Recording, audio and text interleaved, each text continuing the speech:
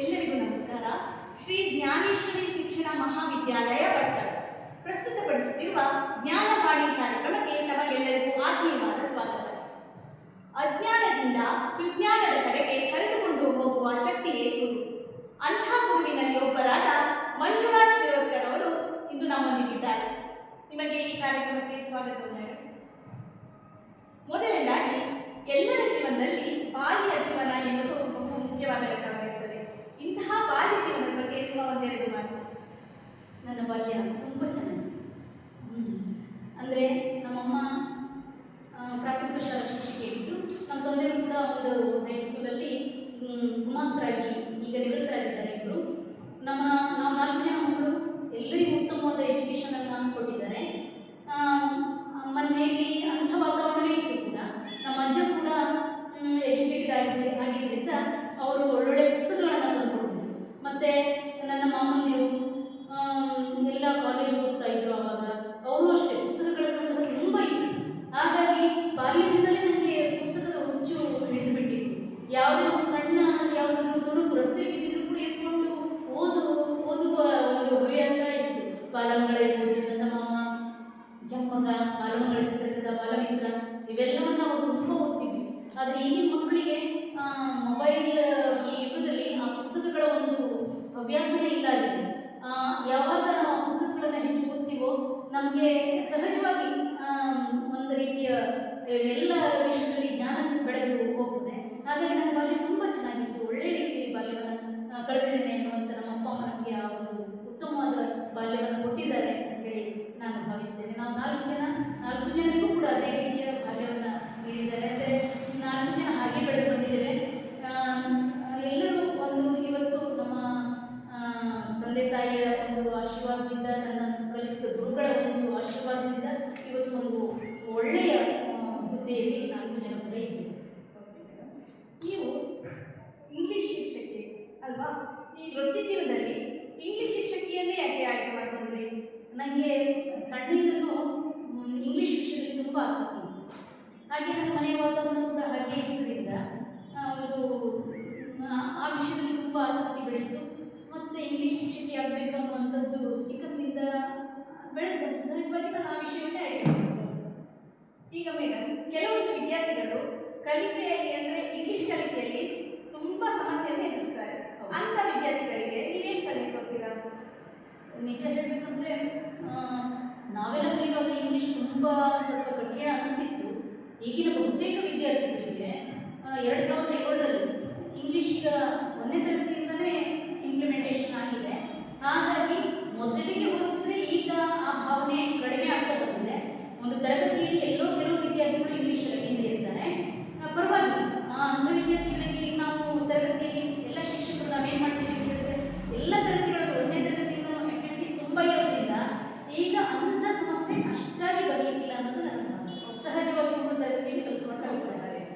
ಹಾಗೆ ಮೇಡಮ್, ನಮಗೆ ಒಂದು ಕರೆಕ್ಟಾದ ಕಮ್ಯುನಿಕೇಶನ್ ಮಾಡಬೇಕಂದ್ರೆ ಗ್ರಾಮರ್ ಒಂದು ಇಂಪಾರ್ಟೆನ್ಸ್ ತುಂಬ ಮುಖ್ಯ ಆಗಿರ್ತದೆ. ಇಂಥ ಗ್ರಾಮರನ್ನು ಇವಾಗ ಗ್ರಾಮರ್ ನಾಲೆಜನ್ನು ಬೆಳೆಸೋದಕ್ಕೋಸ್ಕರ ಏನು ಸುಲಭವಾಗಿ ನಾವು ಹೇಗೆ ಗ್ರಾಮರ್ ಕಲಿಯೋದು? ಹೌದು, ನಾವು ಮಾತಾಡುವಾಗ ನಾವು ಸಹಜವಾಗಿ ಮಾತಾಡ್ಕೊಂಡು ಹೋಗ್ತೇವೆ ಇಂಗ್ಲೀಷನ್ನ. ಆದರೆ ಬರೆಯುವಾಗ ನಾವು ವ್ಯಾಕರಣಬದ್ಧವಾಗಿ ಬರೀಬೇಕು. ಅಲ್ಲಿ ಮಿಸ್ಟೇಕ್ಸನ್ನು ಮಾಡಲಿಕ್ಕೆ ಬರೋದಿಲ್ಲ. ಆದರೆ ಗ್ರಾಮರ್ ಅಂತ ಹೇಳಿ ನಾವು ಮೊದಲಿತ್ತು ಗ್ರಾಮರ್ ಸಪ್ರೇಟ್ ಅದು. ಈಗ ಹಾಗಿಲ್ಲ. ಈಗ ಪುಸ್ತಕಗಳು ಕೂಡ ಗ್ರಾಮರ್ ಮತ್ತು ಆಕ್ಟಿವಿಟೀಸ್ ಮಿಳಿತವಾಗಿ ಬಂದಿರ್ತವೆ. ಅಂದರೆ ಮಗು ಗೊತ್ತಿಲ್ಲದೆ ಆ ಗ್ರಾಮರನ್ನು ಕಲ್ತ್ಕೊಂಡು ಹೋಗ್ತಾನೆ ಇರ್ತಾರೆ. ಈಗಿನ ಪುಸ್ತಕಗಳು ಅದೇ ರೀತಿ ಫ್ರೇಮ್ ಆಗಿದೆ. ಹಾಗಾಗಿ ಗ್ರಾಮರ್ ಮಗುಗೆ ತಾನು ಗ್ರಾಮರ್ ಕಲಿತಾ ಇದ್ದೇನೆ, ಆ್ಯಂಟೋನಿಮ್ಸ್ ಕಲಿತಾ ಇದ್ದೇನೆ ಅಥವಾ ಟ್ಯಾಕ್ಸಸ್ ಕಲಿತಾ ಇದ್ದೇನೆ ಇಲ್ಲ, ಗೊತ್ತಿಲ್ಲ. ತನ್ನಿಂದಾನೇ ಕಲ್ತ್ಕೊಂಡು ಹೋಗ್ತದೆ, ತನ್ನಿಂದಾನೇ ಉಪಯೋಗಿಸೋದನ್ನು ಕಲಿತಾನೆ. ಹೌದು, ಲರ್ನ್ ಗ್ರಾಮರ್ ಥ್ರೂ ಇಂಗ್ಲೀಷ್ ಅಂತಲೇ ಹೇಳ್ತೀವಿ. ಲರ್ನ್ ಗ್ರಾಮರ್ ಥ್ರೂ ಆಕ್ಟಿವಿಟೀಸ್ ಅಂತ ಸಪ್ರೇಟ್ ಆಗಿ. ಹೌದು ಮೇಡಮ್, ಇವಾಗ ಕೆಲವೊಂದು ಹಿಂದಿನ ಕಾಲದಲ್ಲಿ ಅಷ್ಟು ನಾವು ಇಂಗ್ಲೀಷ್ಗೆ ಮಹತ್ವ ಕೊಡ್ತಿರ್ಲಿಲ್ಲ. ಎಲ್ಲರೂ ಅವರ ಮಾತೃ ಭಾಷೆಗೆ ಹೆಚ್ಚಿನ ಕೊಡ್ತಿದ್ರು. ಆದರೆ ಇವಾಗ ಯಾವ ಕ್ಷೇತ್ರಕ್ಕೆ ಹೋಗಿ ಇಂಗ್ಲೀಷ್ ಇಲ್ಲದೆ ನಮ್ಗೆ ಏನು ಮಾಡಲಿಕ್ಕಾಗೋದಿಲ್ಲ. ಯಾವ ಕಡೆ ಹೋಗಿ ಹಾಸ್ಪಿಟಲ್, ಎಜುಕೇಷನ್, ಎನಿಥಿಂಗ್ ನಮಗೆ ಇಂಗ್ಲೀಷ್ ಬೇಕೇ ಬೇಕು. ಇದ್ರ ಬಗ್ಗೆ ನಿಮ್ಮ ಅಭಿಪ್ರಾಯ ಏನು? ಹೌದು, ಕನ್ನಡ ನಮ್ಮ ಮಾತೃಭಾಷೆ. ನಾವು ಕನ್ನಡ ಬೇಕು, ಅದು ನಮ್ಮ ಬೇರು. ಇಂಗ್ಲಿಷ್ ನಮಗೆ ಇವತ್ತು ಒಂದು ರೀತಿ ಅನ್ನ ಕೊಡ್ತದೇನೋ ಅನ್ನೋ ರೀತಿಯಲ್ಲಾಗಿದೆ. ಯಾಕಂದ್ರೆ ಬಹುತೇಕ ಎಲ್ಲ ಉನ್ನತ ವಿದ್ಯಾಭ್ಯಾಸದ ಎಲ್ಲ ಪುಸ್ತಕಗಳು ಕೂಡ ಹಾಗೆ ಉನ್ನತ ವಿದ್ಯಾಭ್ಯಾಸದ ಎಲ್ಲ ತರಗತಿಗಳು ಕೂಡ ಇಂಗ್ಲಿಷ್ನಲ್ಲೇ ಹೋಗೋದ್ರಿಂದ ನಾವಿವತ್ತು ಇಂಗ್ಲಿಷ್ಗೆ ಮಹತ್ವವನ್ನು ಕೊಡಲೇಬೇಕು. ಆದರೆ ನಮ್ಮ ಮೂಲವನ್ನು ಖಂಡಿತ ಮರಿಬಾರದು.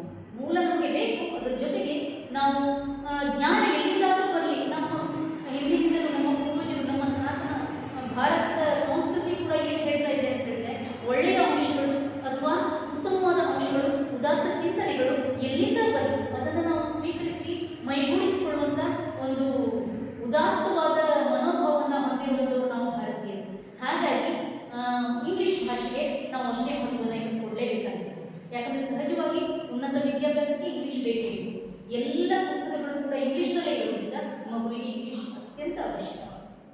ಇವಾಗ ಟೆಕ್ನಾಲಜಿ ಲ್ಯಾಂಗ್ವೇಜ್ ಇಂಗ್ಲಿಷ್ ಆಗಿರೋದ್ರಿಂದ ಇಂಗ್ಲಿಷ್ ಬೇಕೇ ಬೇಕು. ನಾವು ಇಂಗ್ಲಿಷನ್ನ ಮರೆಯಬಾರ್ದು. ಹಾಗೆ ಮಾತೃಭಾಷೆಯನ್ನು ಕೂಡ ಅದನ್ನು ಬಿಟ್ಕೊಡಬಾರ್ದು ಅಂತ ಹೇಳ್ತೀವಿ.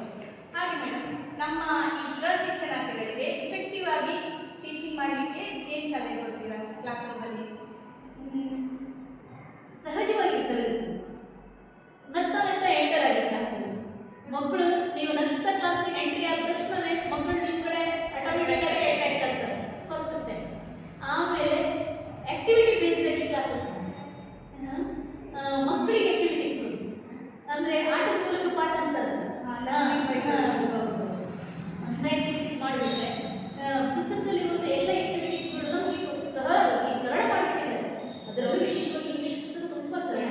ಅಲ್ಲಿರುವಂಥ ಎಲ್ಲ ಆಕ್ಟಿವಿಟೀಸನ್ನು ಸ್ವಲ್ಪ ನಾವೇನಾದರೂ ಬಳಸಿ, ನಮ್ಮ ಐಡಿಯಾಸನ್ನು ಬಳಸಿ ಮಾಡಿದ್ದೆ ಪಾಠ ಮಾಡಿದ್ದೆ ಹೋದರೆ ಮಕ್ಕಳು ಖಂಡಿತವಾಗಿಯೂ ತುಂಬ ಇಷ್ಟಪಡ್ತಾರೆ. ನಮ್ಮ ಪೀರಿಯಡ್ ಸ್ಟಾರ್ಟ್ ಆದರೆ ಸಾಕು ಅಷ್ಟು ಕಾಯ್ತಾ ಇರ್ತಾರೆ. ಓಕೆ ಮೇಡಮ್, ಇಷ್ಟೊತ್ತು ನಿಮ್ಮ ಅನುಭವವನ್ನು ತುಂಬ ಚೆನ್ನಾಗಿ ನಮಗೆ ತಿಳಿಸಿಕೊಟ್ಟಿದ್ದೀವಿ. ನಮ್ಮ ಕಾರ್ಯಕ್ರಮಕ್ಕೆ ಅಂದರೆ ಈ ಜ್ಞಾನವಾದ ಕಾರ್ಯಕ್ರಮಕ್ಕೆ ತಾವು ಬಂದಿದ್ದಕ್ಕಾಗಿ ಧನ್ಯವಾದಗಳು. ನನ್ನಿಂದ ಕೂಡ ಈ ಒಂದು ಜ್ಞಾನೇಶ್ವರಿ ಮಹಾವಿದ್ಯಾಲಯಕ್ಕೆ ನನ್ನನ್ನು ಇವತ್ತು ಕರೆದು